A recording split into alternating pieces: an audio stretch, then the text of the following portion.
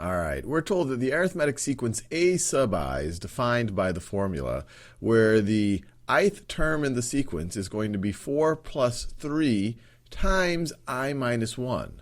What is a sub 20? And so a sub 20 is the 20th term in the sequence. And I encourage you to pause the video and figure out what is the 20th term. Well, we can just think about it like this. A sub 20, we just use this definition of the ith term. Everywhere we see an I, we would put a 20 in. So it's going to be 4 plus 3 times 20 minus 1. So once again, just to be clear, a sub 20, where instead of a sub I, wherever we saw an I, we put a 20. And now we can just compute what this is going to be equal to. This is going to be equal to 4 plus 3 times 20 minus 1 is 19. 3 times 19, let's see, 3 times 19 is 57, right? It's 30 plus 27. Yep, this is 57. And 4 plus 57 is equal to 61. So the 20th term in this arithmetic sequence is going to be 61. Let's do another one of these. And here they've told us the arithmetic sequence a sub I is defined by the formula. A sub 1, they give us the first term, and they say every other term, so a sub I, they're defining it in terms of the previous term. So a sub I is going to be a sub I minus 1 minus 2. So this is actually a recursive definition of our arithmetic sequence. So let's see what we can make of this.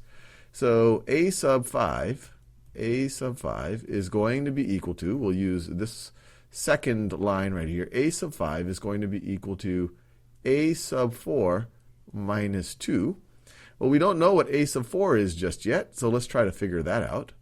So we could say that a sub 4 is equal to, well, if we use the second line again, it's going to be a sub 3 minus 2. We still don't know what a sub 3 is. I'll keep switching colors because it looks nice.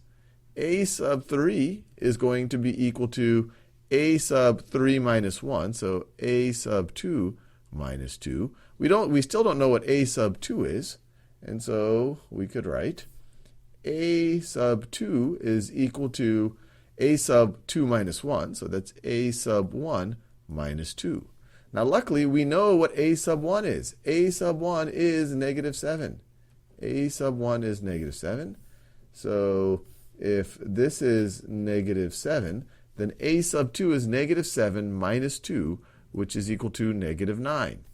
Well, that starts helping us out, because if a sub 2 is negative 9, if this is negative 9, then a sub 3 is negative 9 minus 2, which is equal to negative 11.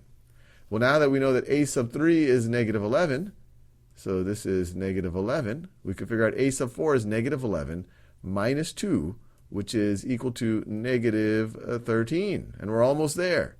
We know a sub 4, the fourth term in this arithmetic sequence, is negative 13.